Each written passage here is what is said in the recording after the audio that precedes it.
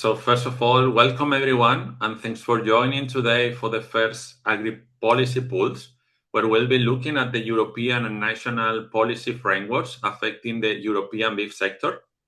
But before continuing, as many of you may not know me yet, let me introduce myself.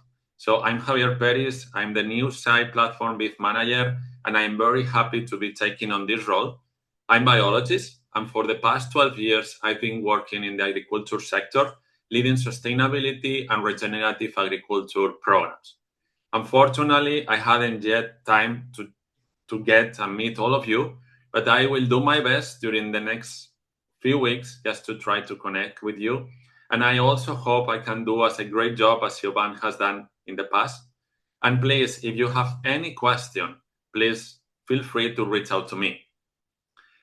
So, okay, in that, sorry, that's the live things. So now, before we move into the session itself, I would like to give a quick reminder that all the discussions in this meeting must comply with competition and antitrust laws, and please avoid sharing any commercial sensitive information. And if at any point there is any doubt about whether a topic is appropriate, we should pause the discussion and only continue what has been properly clarified. So here you can see our antitrust statement. So continuing with the event, just to give you a little bit of introduction on how we want to move the project and facilitate it, the event. This presentation is going to be recorded. Please be on mute and respect the other participants, but also the speakers. And after all the different topics, we are going to have a Q&A section. But if you have a question during the speaker introduction, so please use the Q&A function that you have in the bar below. And with all of that, we will share with you the presentation and the recording after a few days of this event. And now if we move forward to the next slide, what we can see is all the different people and the hosts and the speakers. From side, we have myself, Javier Perez. So maybe here you have my picture, my face, if you are seeing in a full screen. And also is Mara, who is our communicator officer inside. And also our speakers from FK. The first one, we have Jonathan Gorman. He's a technical director at FK. And he brings more than 20 years of experience as environmentalist and sustainability professional, leading the development and delivery of supply chain sustainability programs. We have also Lucy Aveston is a sustainable professional with a broad experience across food, agriculture, and supply chain sustainability, and she brings valuable insights into responsible sourcing and how to support the shift towards more resilient and regenerative food systems. And finally, but not the least, Daniel Kazimierski is a leader expert in sustainable agriculture value chains with over 15 years of experience in certification and traceability and deep knowledge of deforestation-free production and responsible sourcing. And after the introduction of the speakers, I want to hand over to Jonathan, who is going to share with us the agenda of the different topics we are going to talk today. Brilliant. Thank you ever so much. Javier, can you hear me okay? Yeah, we can. Fab. Okay. Well, thank you. And thank you very much, everybody, for the opportunity to speak to you all. I think we've spoken to many of you before, but if we haven't, then it's myself and Daniel and Lucy. We're very pleased to be here. We've got some tricky topics to deal with this morning. We're going to go through some legislation, some updates effectively on subjects that we've talked to you about previously, EUDR, CSRD, CSDDD, with their various omnibus updates. Something we haven't talked about before, which is about green claims, and Lucy's going to take us through the Green Claims Empowering Consumers Directive. And then Daniel, who has got up at a very early hour, based in Buenos Aires, is going to give us a little bit of of a flavour of some of the things that he's seeing that's happening from a LATAM perspective, particularly on beef supply chains, but also kind of globally. Just a little bit of fresh news and news that hopefully you'll find kind of interesting. So we're going to power through these slides. They're quite dense. Some of them you'll be familiar with already, and we're really just providing you with an update. But the slides will be shared, as Javier said, so you can look at them at your leisure afterwards. If you've got any questions, please do put your hand up. We've got chat function which you can put in there, but we'll have the ability to have a couple of minutes at the end of each of these bits of legislation where I'll just stop and just say any thoughts, questions, updates. No one has the answer on all of these bits of legislation. They're always developing. So if there's anything that you haven't heard that you'd like to share, I think part of the benefit of this platform is to be able to share peer to peer. What have you heard? What have other people heard? That's going to be really useful for all of us. So, okay, well, I think then I'm going to go into myself. We'll go into the kind of first session on EUDR, and we'll give you a flavour of what we're seeing and the latest updates on that. So, just before we start, I guess, how would we organise these? I don't know whether this is useful or not, but I guess we see that there's the legislation that we're going to talk through today. In part, is at the top there is about what you can say about sustainability claims. So green claims and empowering consumers. It's about making sure you don't mislead. So that's kind of at the top of the triangle is the kind of claims element. There's a disclosure element, which is a corporate sustainability reporting directive. So making sure you disclose the right things. And then I'm going to start at the bottom with doing the right thing, which is effectively operationally, what do you need to do to make sure your supply chains are deforestation conversion free? And you looked at environmental and social issues kind of more broadly. So these two directives. Anyway, we thought we'd kind of just set this kind of in terms of claims, disclosure, and operations. All right, let's start with EUDR and the roller coaster that is EUDR. That is a fairground ride that we can't seem to get off at the moment, unfortunately. But here's what we see. There's the timeline that I think we've showed to you before. We're obviously kind of coming into mid-2026. At the moment, the projected coming into force date or taking effect date for the EUDR is end of this year for medium and large companies, and then for small and micro companies, it's June 2027. So we've got a little while to go, but it should be this year that it comes into force.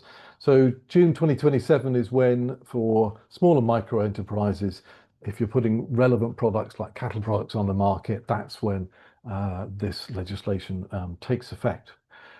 So what's happened more recently? You've, I'm sure, been following this. We've seen some new material being developed and some new publications. So in the last kind of month or so, we've seen EUDR infographics released, those sort of supply chain by supply chain explanation of what the EUDR and the changes since 2025 will mean in practice. So that's the EUDR infographics. We've seen the EU Parliament in the last month put out a statement objecting to the risk classification, so the country risk classification rating, which again, you'll have heard those discussions in the last year. They're still objecting. They're objecting about the methodology for the way that the standard and high risk countries and low risk countries were adopted and allocated. They're objecting about the way in which and the timetable for which it is reassessed. How do countries go from a low to a standard risk? So there's lots of still debate, certainly in Parliament, about the country risk benchmarking, which is really important to EUDR. So that's kind of in the last kind of month or 6 weeks we've seen that. What's to come? I guess what's to come is we understand there'll be a publication of a delegated act following the Commission's review, which would be in the next few days, end of this month. We should see the review complete, a delegated act, which we understand will confirm both the simplifications from last year and any targeted changes to CN codes. So what's in Annex 1. We don't anticipate there'll be any changes in terms of beef and dairy in the annex, although I think there is still fierce lobbying from the leather industry to have leather removed from Annex 1. But again, that will come out in the review package. We understand there'll be a 1-month consultation period following publication. Final proposal expected by July, and then let's see how that kind of plays out. We do know there's some FAQ supply chain guidance that already exists. That will be updated. We understand that's going to be published again, or updated and published shortly. There's going to need to be some adjustments to the IT system. We understand that is still being changed, amended to enable you to submit due diligence statements, etc., etc. So I guess, in summary, what's the impact of the EU Parliament's objection? What's the outcome of the review that we'll see in the next sort of 10 days or so? There still seems a lot to play for in terms of the process. And for those of you that have been around the last 2 or 3 years, we've seen that the autumn can be a busy time for EUDR. Let's cross fingers it isn't. Let's cross fingers that there is some certainty in the lead up to December at the end of this year. But I don't think anybody will put any money on this being a smooth ride. So let's just kind of quickly look now then at what's kind of changed as of December. So there was, as you know, there was the Commission accepted a lot of changes at the end of last year. So where does it stand now? What should come into force for this time or at the end of this year? Let me just move that on. 2 simplifications. One, these were in December last year. One was the introduction of this category of a micro or small operator. So the impact of this really was that if you're a beef farmer, then it means that you should only be required to have a one-off simplified declaration into the EU information system.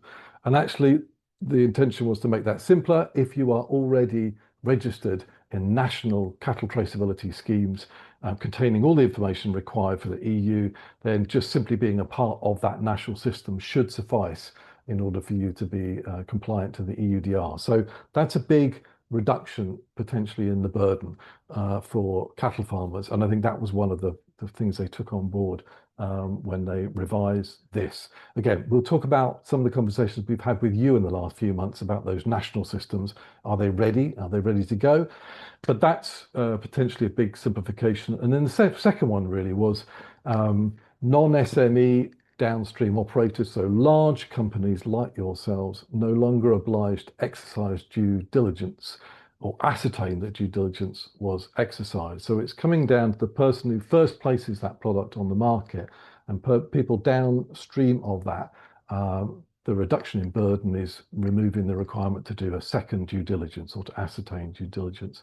So that's really important. So really it comes down to who's putting that product on the market. They need to have the evidence of legality, deforestation free. Others further down the line, that due diligence burden has been reduced. And I think that's really kind of critical for this. So the micro operator, so the cattle farmer, in order to be able to be in this category, you've got to be a micro undertaking, you've got to be in a low risk country. All of the member states of Europe are low risk countries. You're putting the product on the market, and that's a product, a dairy cow, a beef cow that you have raised and put on the market yourself. So this is intended to apply to organizations like cattle farmers, those in your supply chain. The operators, as I said, 2 types of operator. Who's putting the product on the market for the first time, where there's no due diligence already there? That's your obligation to ensure that you are deforestation free and legal. But a downstream operator is someone where they can rely on somebody else's due diligence. The due diligence has already been covered, and that's a really important distinction. So I think for most of you sourcing beef from Europe, you'll be a downstream operator and your obligations are reduced. That's our understanding. So a couple of supply chain diagrams. These are a bit fancy and there's lots on them. So I'm going to just talk through them, but I'd be really interested, if not today, for your kind of feedback afterwards. You found these kind of useful before, but we're just trying to put these in a supply chain. So you've got a micro or small operator, so a dairy farmer or a beef farmer. They have a one-time simplified declaration. And that identifier then is passed to you potentially as a beef processor. So you just need to be able to provide that information down to your beef processor. You, as a first downstream operator, you're required to collect that information, keep the reference numbers, declaration, and identifiers, but that's really all you need to do. You'll need to register, but you don't need to ascertain due diligence. So that's the distinction I was talking about before. No requirement for you to pass on that information. And then if there's a retailer that you're passing on to, they need to register, but again, they've got no obligation to do due diligence. So essentially the kind of downstream operators, which I think most of you will fall into, and this is for European raised beef, you need to register, you need to have and be able to keep that information, the declaration from your cattle farmers. You have an overall liability if there's a non-compliance risks in the supply chain, you need to be aware of that, but largely that's the extent of your obligation. What does that mean for companies like yourselves that might be importing beef, let's say from Latin America, where you may be importing from a standard or a high-risk country origin, let's say Brazil, which is a standard risk country. The beef or dairy farmers in Brazil are outside of the scope of the EUDR because they're outside of Europe. You, if you're importing that beef, you're the first, effectively the upstream operator, the person first placing this product on the market. So you retain the same responsibilities as we did before the simplification. You're required to put the due diligence statement together and to be able to ensure that cattle and the products were deforestation free and legal.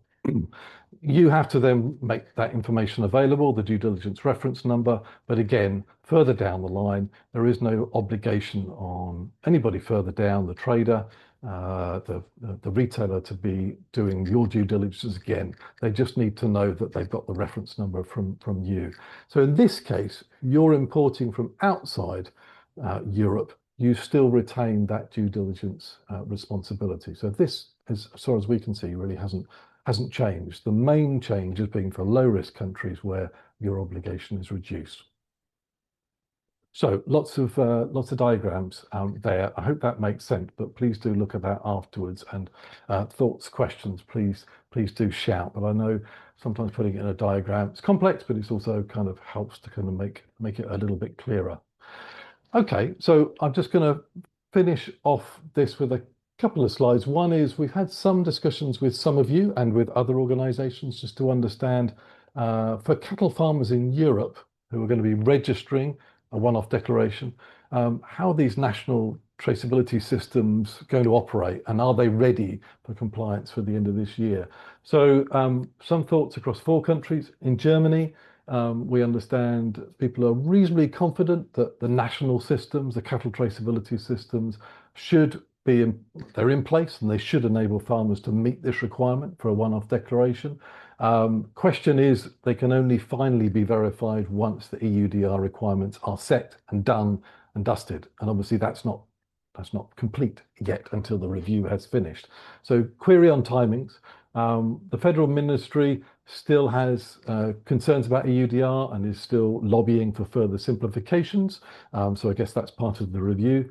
So the questions really that we've had from colleagues in Germany is, what's the readiness of Latin America supply chains? Can they meet all the requirements of EUDR? What about the sort of compatibility of these national systems across Europe? Can they all talk to each other? Can the French and the Dutch and the German systems all talk to each other? There's still customer confusion about what's in scope and what isn't. And there's still this kind of question about enforcement, the consistency. Will there be the same requirements for competent authorities across Europe? So that's Germany. In Italy, again, pretty well prepared in terms of having national cattle traceability systems.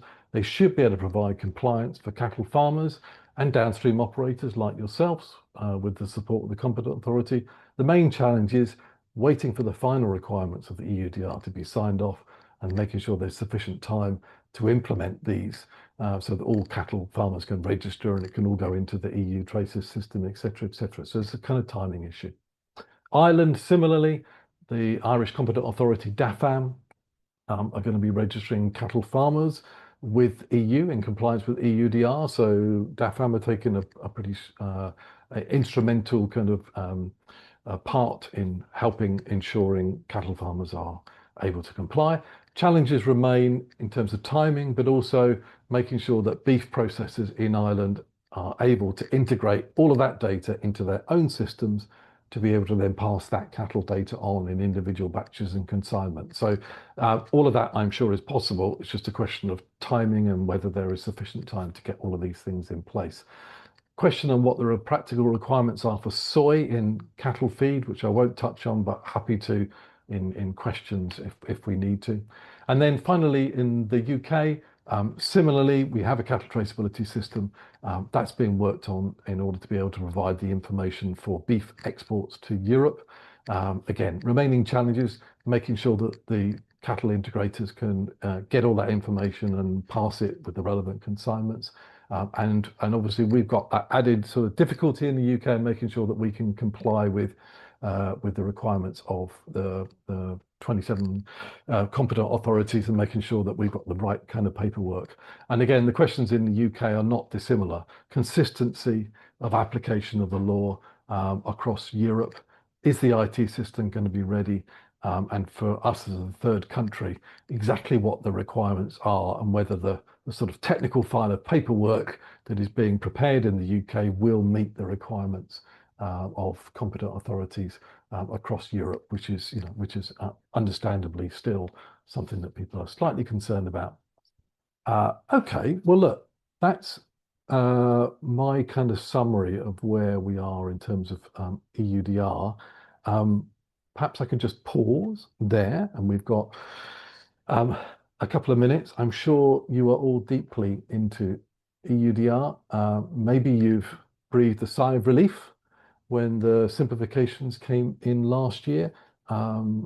Speaking to some of you, it feels like you're broadly in favor of the simplifications that happened last year, and you can see that there has been a reduction in the burden on the cattle industry or the beef industry in Europe. So it feels like it's good news, but it feels like it's still not quite there. So let me stop. Any thoughts, questions, additions that people would like to share before we go any further? Yeah, maybe I can just add a couple of points. Go for Thank it, you, Sarah. Jonathan. Thank you so much for your good resume. And I think that simplification are necessary for sure, and maybe further. So additional to the ones that are already being presented, because one of the main that we have discussed last month with our association for beef producer is why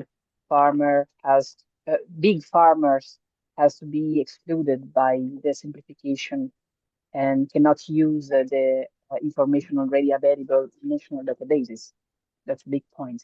Okay. Farmer is a farmer, so big or small, they are in Italy, for example, they are registered in the national database. So we need to use those information. Yeah. The second big point is how countries will share the information when we have trading of animal between the countries. So, for example, we have a huge market in Italy of farmers that rear and fattening phase for animal coming from France. Yeah. We have a national database that dialogue with the French one on information for anagraphical of animal, but how this kind of information will be exchanged between countries. It is on charge of single farmer, will be a national job. We don't know. There are big question marks still pending. But that cannot be in any member state's interest to make that more difficult, can it, Sarah? It's just the practicalities that you see have not, in your mind, you don't see that. And do you think the competent authorities are having those conversations? At all. Okay. I don't think no, because we tried to have some engagement with them, and but it seems that they are just waiting for the European simplification and direction, but no real practical, let's say, application on the market. Yeah. Yeah. Okay. Okay. And does anybody else have that similar concern just about trade across Europe and how the different declarations will be transferred with cattle movements?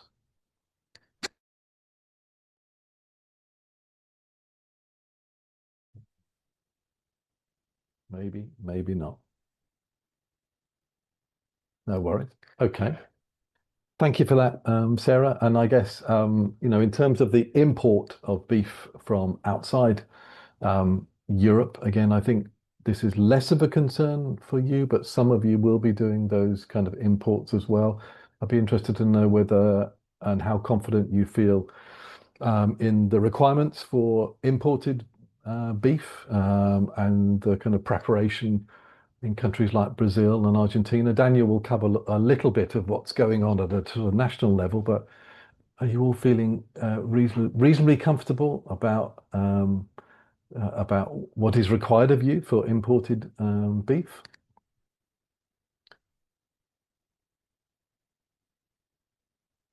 We can. Okay, I'm going to leave that hanging, that question. But if you've got any thoughts on that, I would be interested. Those requirements effectively don't change. There's still the due diligence requirements. Okay, well, look, I think please, if something comes up and you think, God, I wish I'd asked that question, then just put it in the chat function and we can pick that up kind of later. But we will be watching and waiting like all of you. And I think the next month is going to be quite important in terms of what the review package shows up from the EU and whether there'll be any more questions and any more major kind of simplification requests or any kind of objections. That's a good question. There's just a question in the chat function there. I'm curious about what guidance is available for exporting countries who are in a position where they may need to prepare for this. Daniel, I won't ask you now, but maybe you can kind of pick that up in terms of, in Argentina, for example, in Brazil, how are the associations and the authorities and the sort of competent authorities as such in those countries helping exporters? So we'll come to that, Beandri. Thank you for that question. Just at the end of this. Okay. Well, look, in the interest of time, I'm going to just move on. I've got a couple of kind of updates firstly on the CSRD or CS triple D. I just got one other question that's come in there. Specific African countries area information. Okay, we'll have a think before Daniel speaks in a minute. But thank you for that question. Okay, well, let me just talk a little bit about the impact of the omnibus on the corporate sustainability due diligence directive. Just click out of that. So I think you all know broadly about CS-DDD, entered into force in 2024. The aim of this is to foster sustainable, responsible corporate behaviour in companies' own operations and chain of activities. Two main sort of areas of action that this directive requires in relation to due diligence and value chain impacts. Lots of changes with the omnibus, one of which was to remove the requirement to implement a climate transition plan. But let's look at those two kind of areas of action and what the omnibus directive has done to those. So if you remember, the European Commission released the omnibus simplification package back in February last year. It's done now, completed the legislative process. It's published in February of this year, entered into force in 19th of March this year. Remember, there was this First part of it was the Stop the Clock Directive, so that was to delay a year, transposition deadline a year, and that's going to happen. And then beyond that, two elements of the omnibus package, or two kind of aspects of the omnibus package, which really did impact on the CS-DDD. I just want to kind of talk through now. On the left-hand side, there's sort of 6 changes that we kind of see that are really critical. The left-hand column is about sort of scope and operational changes. The right-hand column is more about obligations, specific obligations that were removed. So on the left-hand columns, or on the kind of top left, the scope has been reduced. So estimated 70% fewer companies now captured by CS-DDD because of the new threshold requirements. More than 5,000 employees, more than 1.5 billion net worldwide turnover. So that's a really big impact of it. The second lozenge there, chain of activities narrowed. This, I think, is really important as well. So the due diligence requirements now, what you need to look at, covers operations, subsidiaries, direct business partners, and they've removed the requirement essentially to go much further than tier 1 in your supply chain. And that's really, I think, a massive change. So unless there is plausible information that there are significant risk further down your supply chain, it has limited how far you need to go down. So what might plausible information be? It might be NGO reports, it might be government bodies, etc., etc.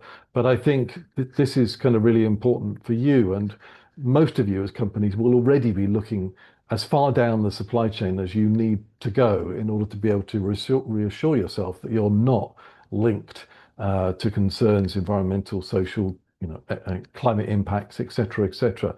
But the CS-DDD has really been stripped back so that you don't, certainly at first glance, and based on a risk assessment, need to go much further than tier 1. So I think that's really critical and a heavily criticised part of what's happened here with the CS-DDD and the impact of the omnibus regs. And then monitoring frequency reduced from annual to every 5 years, depending on the operational and risk profile and whether there's any changes in your organisation. So fewer people in it.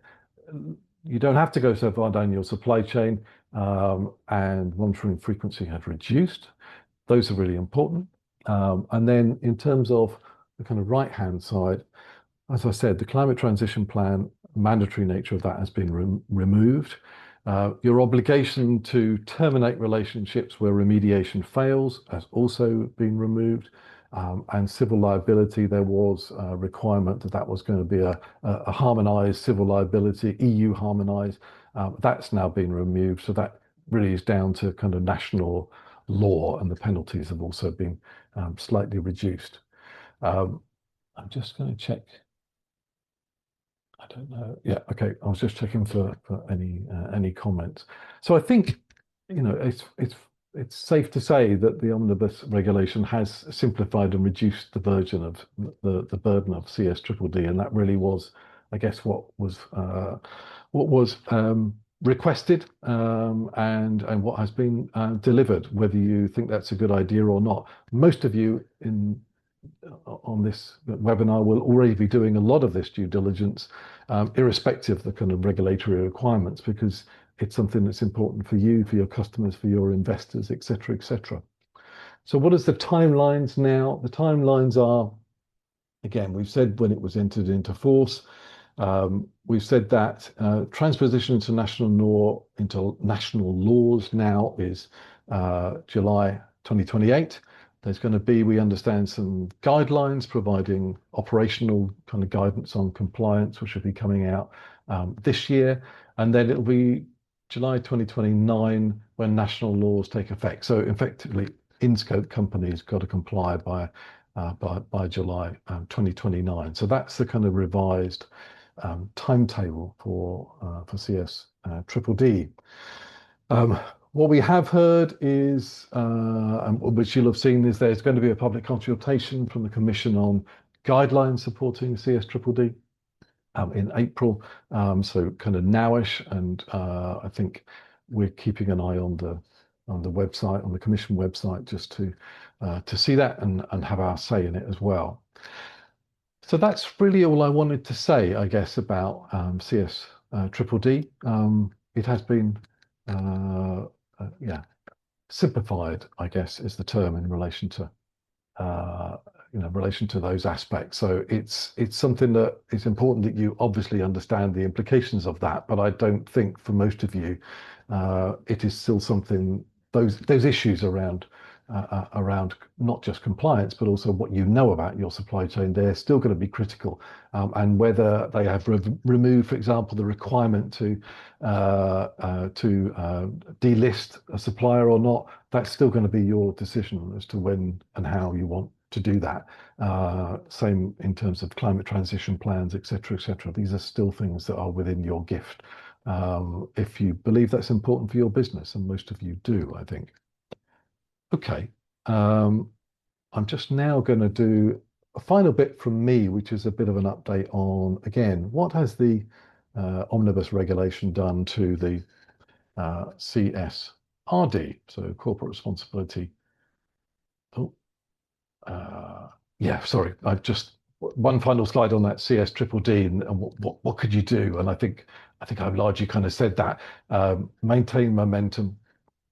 These are voluntary standards that you've already been applying, are going to still comply, are going to still take effect. There's still things that you want to do, even if the mandatory scope has been reduced. This is an important point. Don't assume full exemption from kind of existing laws. So there's plenty of laws already in place, like UK Modern Slavery Act, the law of vigilance in France. Those are things that are still in place at a national level, and customer and investor expectations are getting ever stronger. And again, you'll be well aware of that. So even though there's been a reduction in the burden here, these things are still important. This focus on transparency and traceability is ever important. Mapping your supply chain, understanding risks, those are still going to be absolutely critical to your businesses in the next few years, irrespective of what has happened to CS Triple D. But there's things that you need to just check. Are you still in scope? Where does this align with, for example, EUDR? If EUDR applies, then that will give you some confidence that you can also comply with CS Triple D, and that you can see where the kind of overlaps are there. And there's plenty of existing frameworks that already exist. SEDEX, ETI, sector-specific standards, etc., etc. They're still really important bits of guidance that help support your due diligence in your supply chain. So yeah, I think it's changed, it's amended, but there's still lots that you would want to and continue to do. But check to see how any of those changes have made any difference in terms of your legal liabilities. Okay. So my final kind of few minutes before I hand over to Lucy, it's just going to be a little bit about the CSRD, which has had a similar kind of review and simplification as a result of the Omnibus Directive. So CSRD, so what's the difference between CSRD and CS Triple D? So CSRD is about improving, standardizing corporate sustainability reporting. So you report better, you report more consistently, and it's the theory of change is that there's greater accountability and greater transparency within supply chains, important for your investors, et cetera, et cetera. So that's kind of why this was considered to be really important. Companies subject to CSRD have to report to a standard set of criteria, and those are the European Sustainability Reporting Standards developed by EFRAG, introduced in 2021, replacing non-financial reporting directive, and enforced in 2023. So this has been, some time in the development. Again, the Omnibus simplification package looked to streamline this. How can we reduce the burden on companies for the reporting element of that? There were two kind of elements of the Omnibus package which were important in terms of CSRD. One was stop the clock, and we'll talk about that just in a minute. So they're effectively postponing the reporting dates that were originally envisaged, and I'll mention that in a second. But there are actually more substantive content changes as well that were brought about. And again, I'll just mention a few of these, but as we saw with CSDDD, they've kind of narrowed the scope, revised the kind of value chain reporting requirements, aimed to basically simplify the reporting requirements in order to, again, reduce burden on businesses. So what do we mean in practice by some of these simplifications? So I talked about scope. So as with CSDDD, the scope has been reduced. It's estimated 85% less companies will be in scope with this because the threshold is 1,000 employees and more than 450 million euro turnover. Listed SMEs, financial undertakings are no longer in scope. So a massive reduction in scope. The value chain reporting is simplified. So there was a lot of concerns about the impact on all the suppliers to these large companies, all required to provide information. Under the current kind of, or the latest position on this is that companies are no longer required to obtain information from the smaller businesses in their supply chain, and suppliers with 1,000 or fewer employees can actually refuse to provide information beyond what is specified in these SME standards. So message there is that you can ask less information from your smaller suppliers, and that was a deliberate intention. And then finally, in terms of what are you reporting, EFRAG are revising the ERS standards, and they're aiming to have basically halve the sort of data points that you will be required to report to. That's a work in progress. There'll be a delegated act sometime in 2026, in this year, mid-2026, where we'll see what those revised data points are. So less companies, less questions, less data points is kind of effectively what has come about from the simplification of this. And then in terms of timelines, this is quite complex, but I think the important point is that there's a wave one of companies that are already reporting. They had to report first for 2025. The wave two, which is maybe some of you companies, but some of you will be outside of scope now, so you need to check the scope. But the wave two is going to be delayed effectively. So it's delayed until 2028. And then remember, I said that listed SMEs, financial holdings, are now kind of out of scope. So we've sort of basically had the reporting periods kind of moved back to 2028 for those that still are in kind of wave two.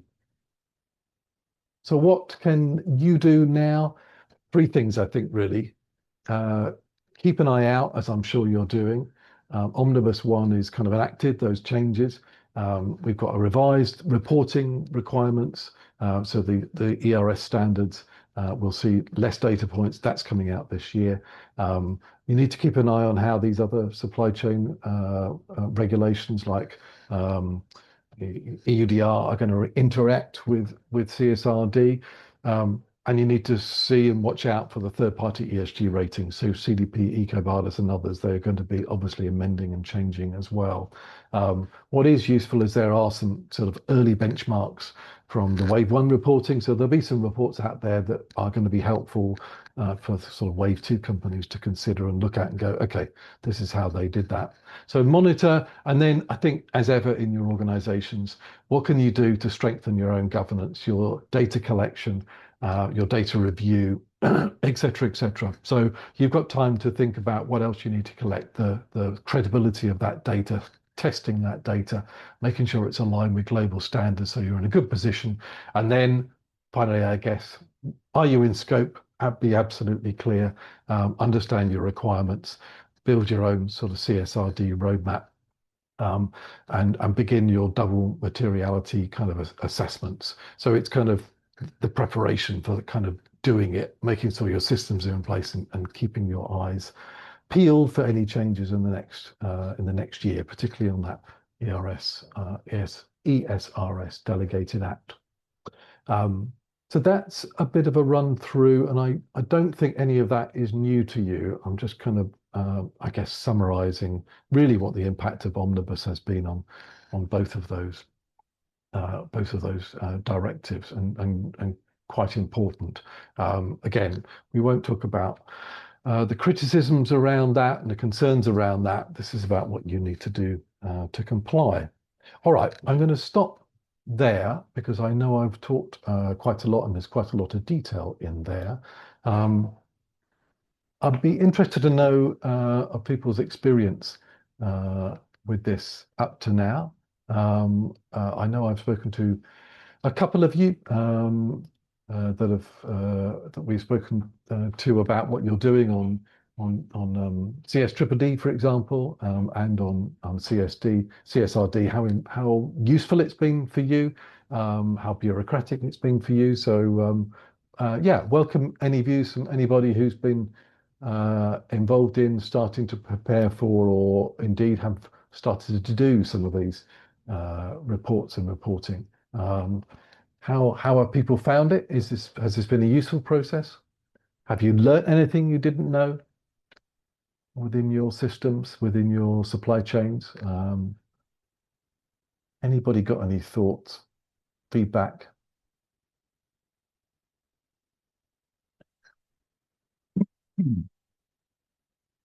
It's not the most exciting of topics, I know, but I'm sure it's something that you are involved with in your business. And indeed, it's a chance to get out from your department as well and speak to your finance director and others. It's beginning to make sure that other parts of your businesses are involved in these, where it relates to financial impacts on your, on the finance of your businesses. Okay, I think I can't easily see any hands. Javier, are there any hands up that I've kind of missed? No, okay. It isn't the most exciting of topics, but if you've got any thoughts, any feedback, I think this group is always really interesting for you to share, yeah, how it's felt for you, and what advice, guidance you might pass on to others, or even if there's stuff in here that you think I've missed. So anyway, but by all means, do put a question in the chat if something occurs to you in the next half an hour. But that's kind of really what we talked about before last year, CSRD and CSDDD. I think we've now seen what the impact of the omnibus regs are, and that's kind of broadly what I've presented there. Less onerous, less burdensome, and push back. And I think we've all seen the political changes in Europe and seen kind of now what the impacts of some of those things have been. But there's a little bit of clarity emerging on this about what you need to do, which I think is always helpful. All right. Well, look, I'm going to pass over now to my colleague, Lucy, on a different topic, a very different topic, green claims, more of the kind of B2C part of kind of what you do. So Lucy, can I hand to you? Great. Thank you, John. So yeah, as John said, I'm going to focus on a different part of the EU regulatory landscape, the consumer-facing environmental claims. And okay, and in particular, the Green Claims Directive and the Empowering Consumers Towards the Green Transition Directive. So we've already looked at EUDR, CSDDD, and CSRD, and those shape how companies operate and report. What I'm covering is the next layer up. So what you say publicly to consumers about the environmental performance of your products or company. Everything I'll cover today relates to voluntary claims that, as we will see, are now being more strictly regulated across the EU. And these may appear in the form of text on packaging, marketing statements, labels, design, so imagery, colors, symbols, and in advertising and on websites. So wherever environmental performance is implied to an end consumer.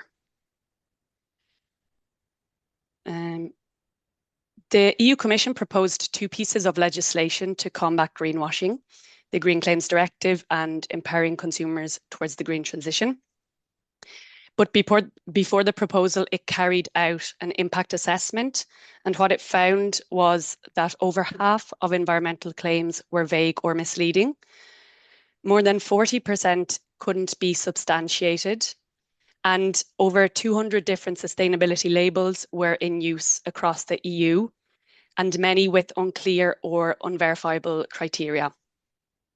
And as well as this, the Commission was driven by aligning action on claims across the single market, as there were differences in how these were being regulated in different member state countries. And these regulations sit within the European Green Deal's wider objectives for climate neutrality and building a circular economy.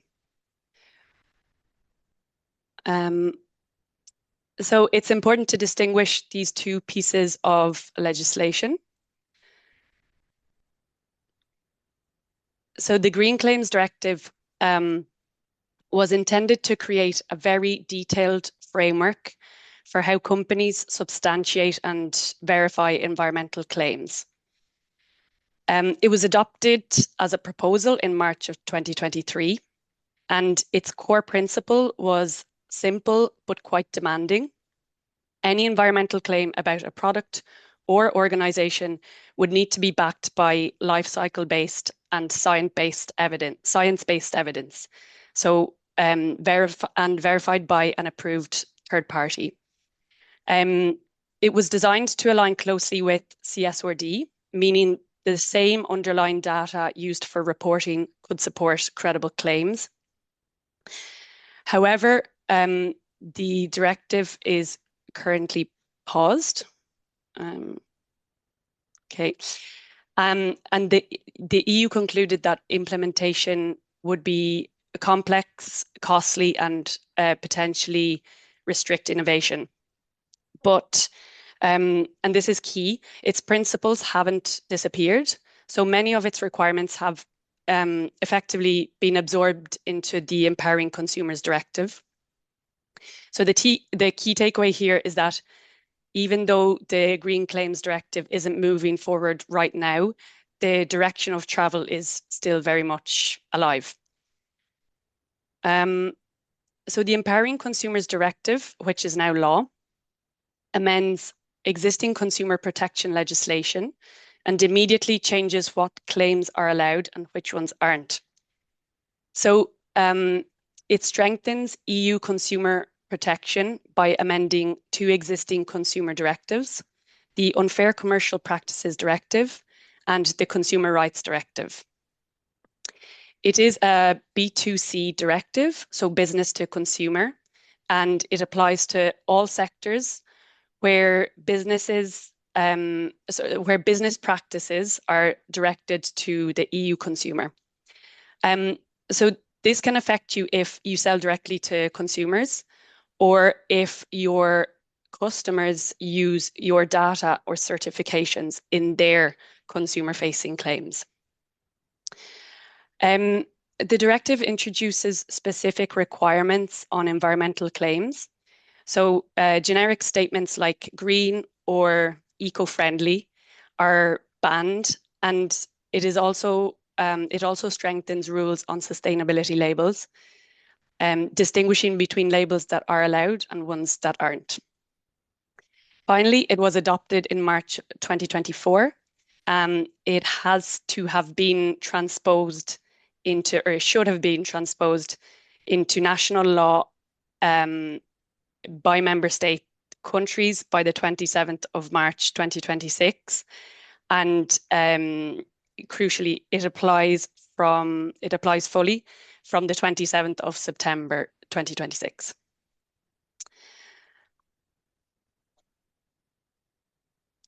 So the core question is, can you clearly and verifiably prove what you are stating about your product? So key requirements for companies are to avoid generic claims, as we've mentioned, like green, eco-friendly, sustainable, unless they meet recognized environmental excellence standards. To ensure claims are backed by reliable evidence, so life cycle data and verification. And remove or amend non-compliant packaging and marketing materials. In this directive, there are also major changes around carbon claims. So, for example, carbon neutral or climate compensated claims based on offsets are prohibited at product level. And some of the impacts include increased compliance cost, or may include increased compliance cost, greater need for supply chain data, a higher level or higher legal exposure for misleading claims, and reputational risk.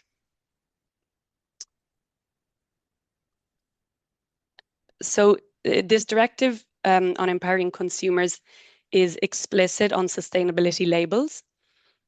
Acceptable labels include the EU Eco Label, national public authority labels like Nordic Swan or Blue Angel, and accredited third-party certification schemes. So an example that I included here, relevant for beef producers, is a scheme like the Board BIA's Sustainable Beef and Lamb Assurance Scheme, which is a structured framework audited by a third party. And then non-acceptable labels include self-declared company labels, proprietary green badges with unclear criteria, labels, as we mentioned, based purely on carbon offsetting, and then primary schemes without independent governance.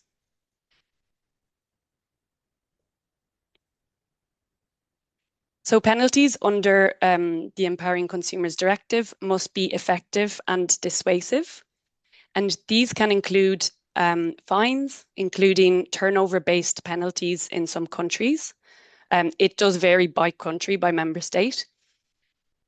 Orders to stop or correct claims, withdrawal of non-compliant marketing materials, and injunctive actions by consumer authorities or courts. And as I said, these penalties do vary from country to country.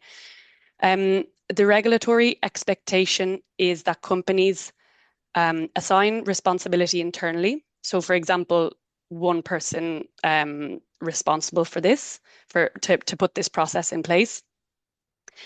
And then, put processes in place like data collection processes, which are essential for this. Rely on third-party verification.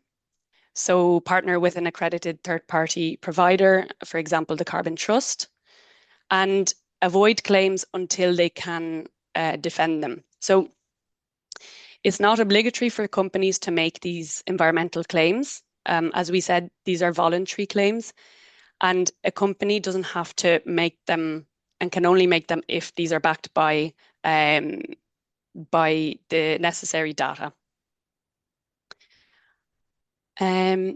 So to wrap it up, what should companies do?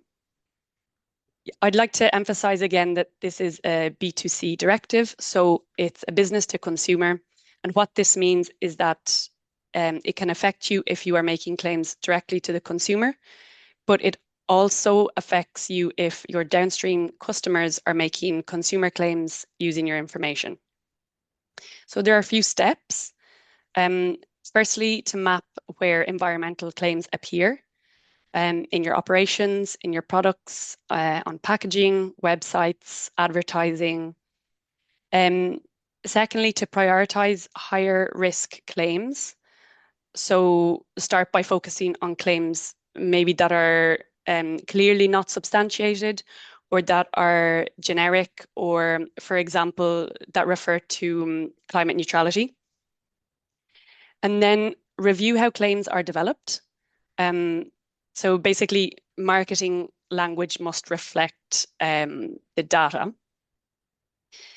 And then check wording and presentation, because it can also, misleading claims can also be found in text, logos, imagery, colors. And then finally, ensure internal buy-in and cross-team alignment with sustainability, legal, marketing, and marketing teams. The key date is 27th of September 2026, so applicable for those in scope. And from that point, these rules will apply in full. So I open the floor to any questions or comments or reflections of your experience with this directive. And yeah, thank you. Thanks, Lucy. Any thoughts from anybody?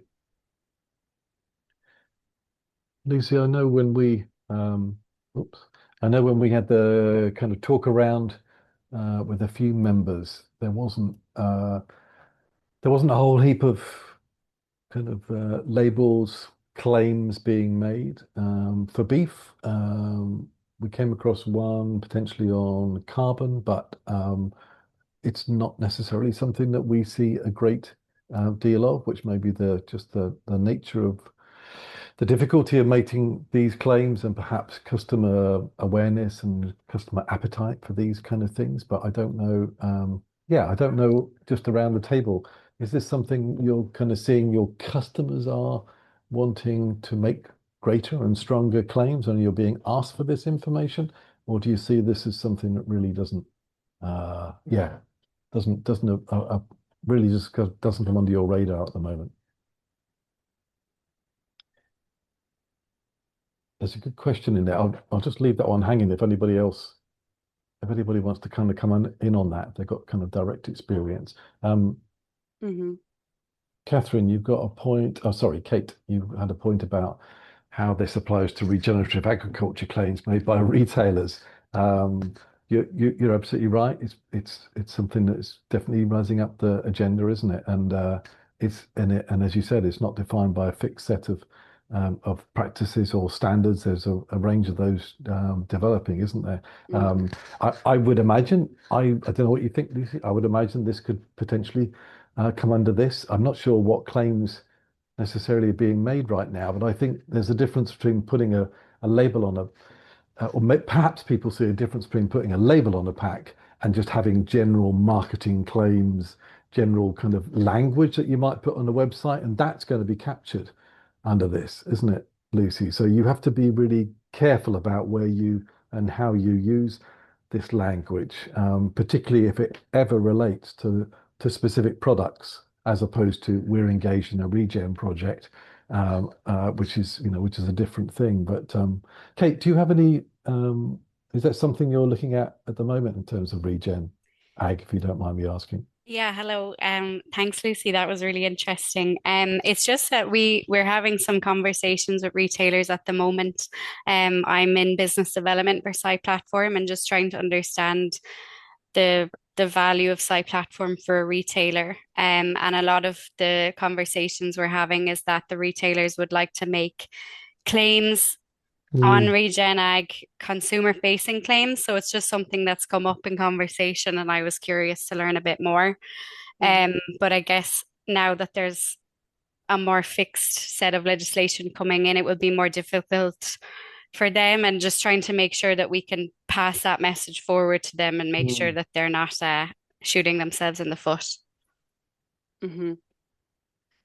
Yeah, I guess maybe one of the claims that they like it could be that they'd have to break the claim down rather than saying this product comes from regenerative agriculture practices. It could be that they can claim, if there's a carbon reduction, for example, that they'll be able to claim that. But I'm actually not sure because I haven't seen anything on regenerative agriculture in this. Okay, thank you. But it's a really good point and definitely a good kind of watch out. I mean, we've seen people like Carbon Trust for a number of years provide that kind of credible third party, validation of and good science, etc. But there's an awful lot in making a claim under the Carbon Trust. But I don't necessarily see that same maturity in the regen ag space right now. So I think you're right, Lucy, and maybe individual elements of that can be claimed, but that's not necessarily a marketing ambition to split those individual claims down. It's sometimes marketing people are more interested in the broader kind of claim, and the fluffier it gets, the more risk I think it presents in the this directive as to whether you can actually substantiate that. So it's a good call. Yeah, it'll be interesting to see where that goes. I mean, it should certainly support this. I mean, we would want the Empowering Claims Directive to be supporting good claims, good information, so that customers can make sensible choices, and retailers that do this and their suppliers get adequately rewarded for the investment in this. But I guess this directive is about ensuring there's no greenwashing in between. So yeah, well, that's a great point. Thanks. All right. Any other thoughts from anybody else just on this? I think it's something to wait for, see whether it's enforced in your country, what the legislation is going to look like, who the competent authority is, and how that will come out in terms of guidelines and custom and practice, particularly in these new areas. All right. Well, I'm going to just finally now hand over to Daniel, who's been busy Googling Africa and beef requirements while we've been speaking, just to kind of see whether there's anything that we can pick up. But anyway, Daniel, do you want to just give a sort of flavor of LATAM and kind of global stuff that you are aware of? And I guess this is for those of you that are particularly importing beef products from outside Europe. This is kind of what we're always watching out for as well. What's happening in Brazil and Paraguay and Argentina, and how are these national systems and their own authorities developing to meet these rising kind of expectations, regulatory or otherwise? Daniel. Yeah. Well, thanks, John. Thank you all for joining the call. I'm Daniel Kazimierski. I'm from Argentina, from Buenos Aires. So I have to admit that the level of English will decrease dramatically from this section of the webinar. So sorry for that ahead. But just to give you an update and maybe what is happening in Latin America and global-wise, the situation in terms of compliance on UDR and certification and traceability systems in LATAM and worldwide. Let me check if I can pass this slide. I'm not sure if it's moving, John, but let me check. So yeah. There we have. So basically, I want to start with maybe one of the things that you have heard from the beginning of this year, when in January it was agreed and signed the EU-Mercosur trade agreement, which is one of the main agreement that has been discussed for several years already. It's a general agreement, of course, that impacts in several sectors and industries across Latin Mercosur countries and the EU.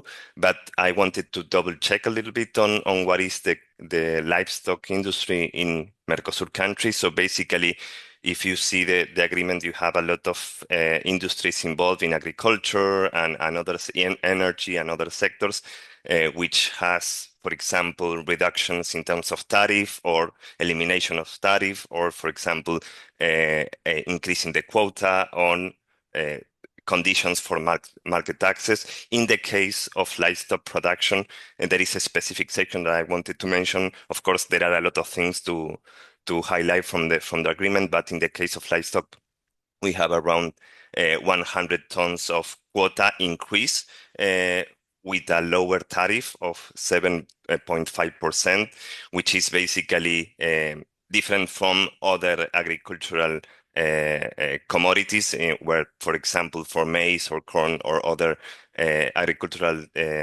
commodities, they are eliminating the tariff over time. In the case of livestock production and beef exports, there is no elimination of tariff, but there is a reduction tariff for this quota of around 1,000 tons. This means basically 1.5% of the EU consumption that is included in that quota. But then if you look into what is the general production of livestock in the Mercosur countries, which is Argentina, Brazil, Paraguay, and Uruguay, it represents only 0.6% of the total production of livestock in those countries. So basically, that is the main criteria that we can mention from that agreement. But in general, just to give you an update on what is the actual status of the agreement in both regions, in the Mercosur countries, the 4 countries that I just mentioned approved in their own parliaments the agreement. So the formalization and the processes in Mercosur countries are already done in terms of the approval, while in the EU, the ratification remains uncertain since the agreement was referred to the Court of Justice for a legal review. So this is in a way of this is currently paused in terms of the formal approval in the EU Parliament, and then going into each country member to approve in their own national parliament. So basically, there are a few criticisms that comes mainly from Europe, not from Mercosur countries, which is given the compatibility of the EU legislation on this agreement. Basically, how is the process of ratification of this agreement, and some criticisms regarding environmental concerns, which is deforestation or sustainability criteria that is attached to imports of agricultural and livestock products that are related to deforestation and good agricultural practices. So that is basically one of the criticisms, but I wanted to highlight what is basically the situation on deforestation in the Mercosur countries. I don't know, John, if you can pass, because I think you should it's be able not. to. Yeah. No? Let me check. No. Yeah, Okay. there. I So just need to- basically, in deforestation, just to give you an overview, there are a lot of things to mention in this sense, but in Brazil, the deforestation for both what is the main biomas, Amazon and Cerrado, decrease over time. For example, in the Amazon, the decrease in the deforestation was around 11%, meaning the lowest deforestation rate in 11 years. Also for the Cerrado, the same, around 11% was the decrease in the deforestation and conversion of the Cerrado region, the second biome in Brazil. And this is mainly driven by government action and enforcement of monitoring systems. Again, this is something that changes since the Lula presidency, where all the monitoring systems at national and subnational level were reactivated or increased the resources and investment. But this is something that eventually can change in terms of the election that will happen by the end of this year, where there is also a possibility that Lula cannot have the re-election. So in that case, it could be a potentiality of having a new government like the government of Bolsonaro, where the deforestation rates increased dramatically due to a lack of focus and investment in terms of monitoring for forest protection. In Argentina, maybe the map is totally different. In Argentina, we have a 40% increase in terms of deforestation, mainly in the Chaco region. Of course, in terms of total numbers, the increase is not as high as, or the level of deforestation is not as high as in the Cerrado and the Amazon, but we have seen an increase in deforestation, also given the current government and the lack of investment and resources in terms of monitoring of forests, and the legislation that is being looked into to change in terms of forest protection at national level.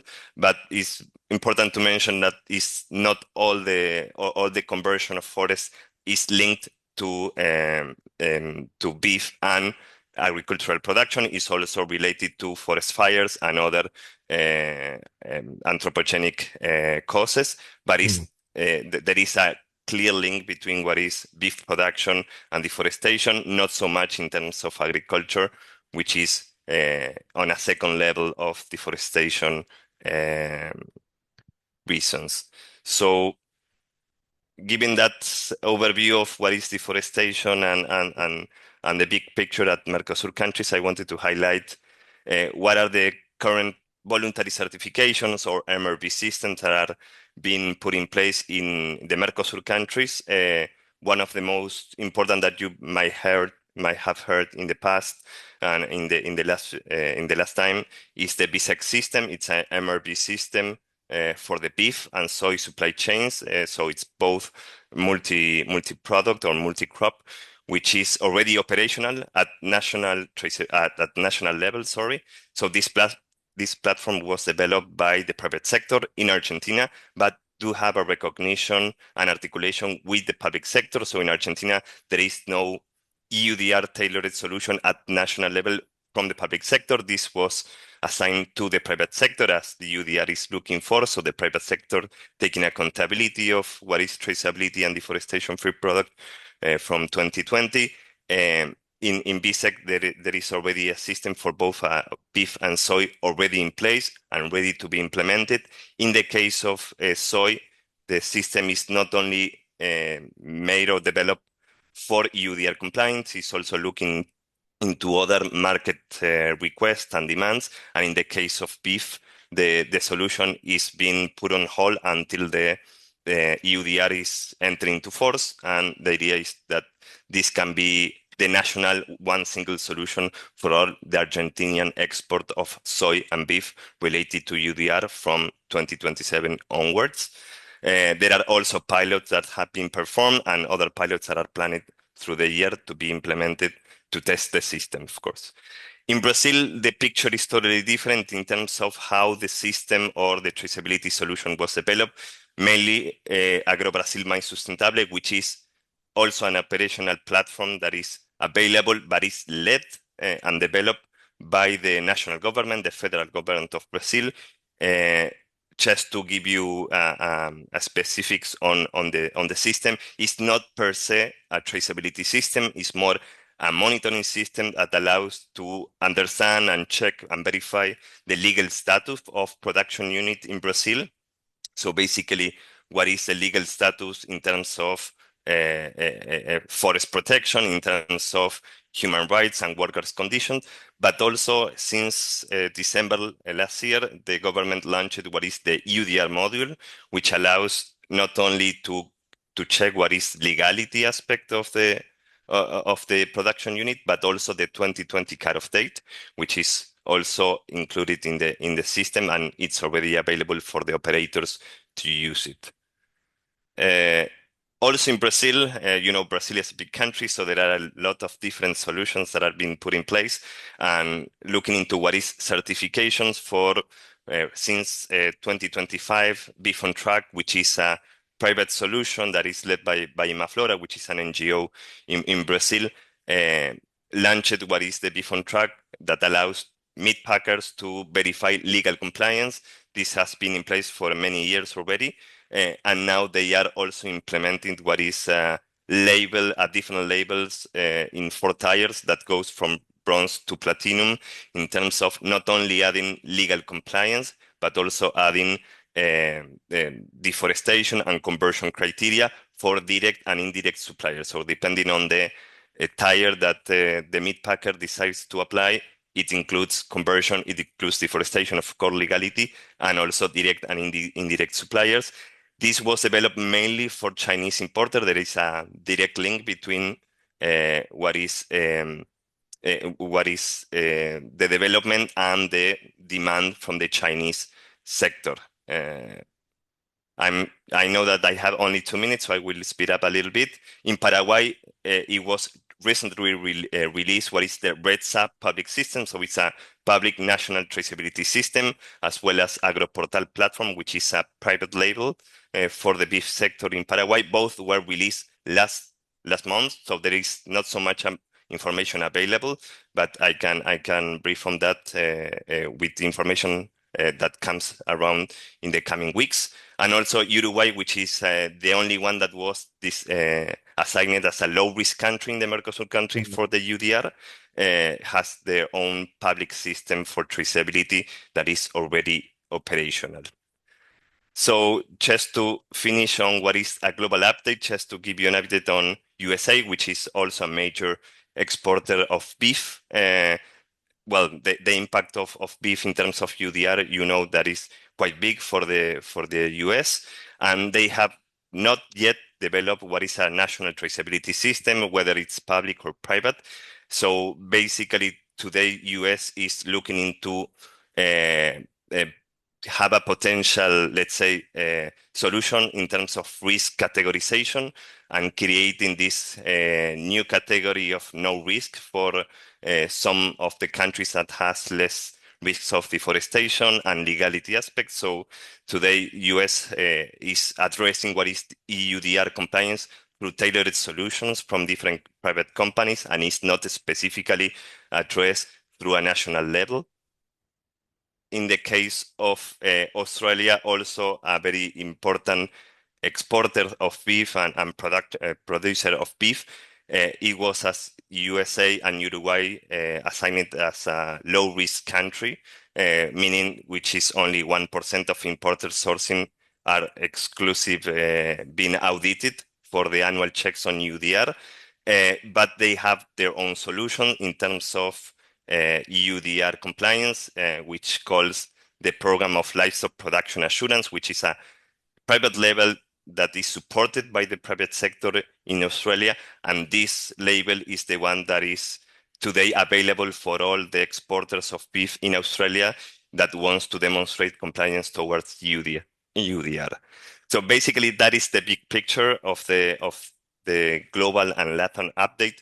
Just to give you an overview in terms of the question that was arising in the chat on different guidances, I encourage you to subscribe to different guidances that are meant not only for European actors, but also for Latin America and producing countries, like, for example, the European Forestry Institute, which has now a UDR country a community of practices, you can subscribe there, and there is a lot of information in terms of advances and how to comply with UDR. Also, the ITC, which is the International Trade Center, has published a lot of guidance in terms of compliance, not only for European actors, but also for producing countries. So these are some of the tools that we can provide in terms of source of information, not only for European actors, but also for producing countries. And in terms of Africa, sorry, John, I just finished. No.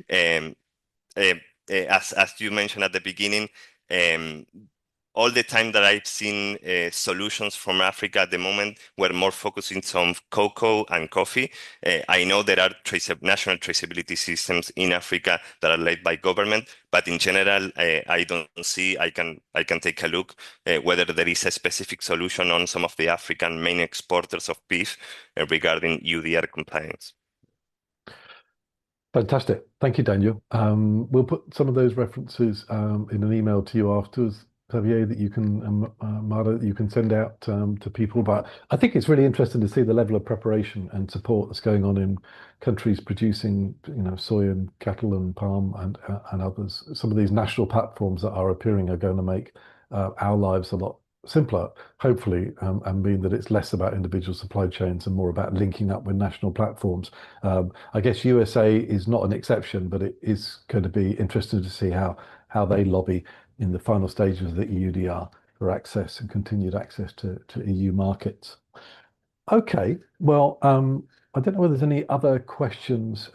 We can certainly put those references that Daniel talked to we'll send them out afterwards via SAI platform.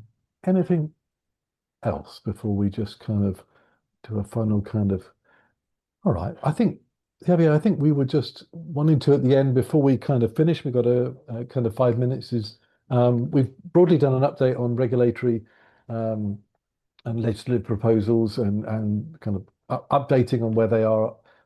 We've talked about them in previous years. I don't think EUDR is going to go away particularly, and that's something we can certainly come back and update on later in the year. But outside of that, we've introduced a newer topic on claims. But what else, I guess, we're interested, Javier, from the membership? What else are people interested in? If we were to come back and talk and share information on topics in the future, is there anything really burning that you would really like to either hear more about, or something that we've not talked about that you would like us to come back and present to you on, or share our thoughts on? This is not your final opportunity, but if there is anything that springs to mind, then yeah, be interested to hear. Any other kind of burning topics that you would like to hear from, or anything you'd like to go into more detail on? I'll just maybe stop just for a second, just so we can see people's kind of faces. Anything spring to mind? Well, I think, Jonathan and Lucy and Daniel, I think that was a really interesting meeting, an event where you share a lot of new and updates. As well, we have a little bit, the audience is a little bit shy in that way. I think we can share a poll through the different mails where we can understand more what are the needs. Because we are also considering the time, and I think everyone has a lot of things to do at this time, of mainly lunch in some places. And then, I would like to thank you, all of you three, in this topic, just for providing us this update, because I think it's really useful. When I had the opportunity to discuss with different members some of these topics that you already presented, like EUDR or CRSD, is coming always there, because this is something it's completely new, and they need to understand what they need to feel, how they need to feel, so how it's impacting them, because as you know, it's rule or its regulation, it's different for each company depending on the members, employees, so all of you, what you explained. So thanks a lot for that. So I think with that, in case no one has any other question, maybe we can jump to the final, no? And in that way, I would like to share with you the next slide. In that case, Jonathan, the previous one. Sorry. I would like to share with you and the community and the different members that we are going to have our side platform annual event. It's going to take place in Saskatoon, in Canada, during the next 22nd and 24th of June. And I would like to invite all of you to join us, because it's going to be a nice event where we can connect, we can create and build our networking and exchange a lot about these topics that they are facing and challenging us and the community. And also because we are going to launch our new Regenerating Together program, which is going to launch during this event. And it would be also a good opportunity to meet face-to-face. And thanks for everyone for joining. And if you have questions, please don't just feel free to reach out to me by mail or by call. So we'll be interested to discuss more. Thank you. Okay. Thanks.